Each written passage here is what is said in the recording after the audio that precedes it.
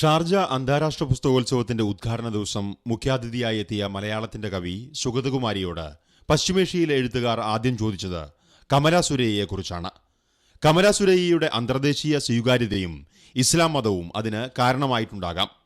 എന്തായാലും സാന്നിധ്യം കൊണ്ടും സജീവത കൊണ്ടും പുസ്തകോത്സവത്തിന്റെ ആദ്യ ദിനം മലയാളത്തിന്റെ സ്വന്തമായി. കേരളത്തിലുള്ളവരെക്കാൾ മലയാളത്തെ സ്നേഹിക്കുന്നത് പ്രവാസികളാണ് എന്ന് സുഗതകുമാരി ടീച്ചർ പറഞ്ഞു. ഗൾഫ് മലയാളിക്കുള്ള സ്നേഹം മലയാളത്തോട് കേരളത്തിലെ മലയാളിക്കില്ല, അതാണ് സത്യം.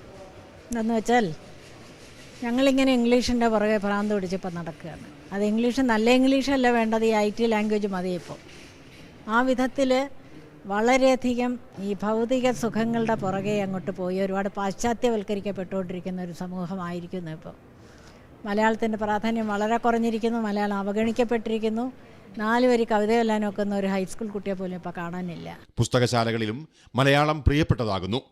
DC ബുക്സ് ഉൾപ്പെടെയുള്ള മലയാളം പ്രസാധകരുടെ സ്റ്റാളുകളിലാണ് തിരക്ക് കൂടുതൽ. ലക്ഷക്കണക്കിന് മലയാളികൾ ഗൾഫിലുണ്ട്. 28ാമത് അന്തർദേശീയ പുസ്തകോത്സവം മലയാളത്തിൻ്റെതുകൂടിയാക്കി മാറ്റിയതിലുള്ള സന്തോഷത്തിലാണ് മലയാളികൾ ഉൾപ്പെടെയുള്ള ഇതിൻ്റെ സംഘാടകർ.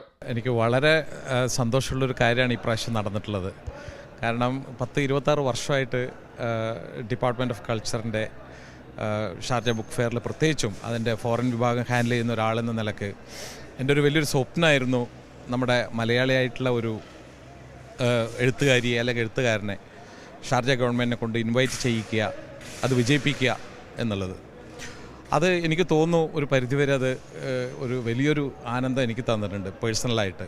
മലയാള പുസ്തകങ്ങളാണ് ഇവിടെ ഏറ്റവും അധികം വിറ്റുപോകുന്നതും. ഷാർജയിലെ ലോക പുസ്തകമേള അക്ഷരാർത്ഥത്തിൽ മലയാളിയുടെ ഉത്സവമായി മാറുകയാണ്.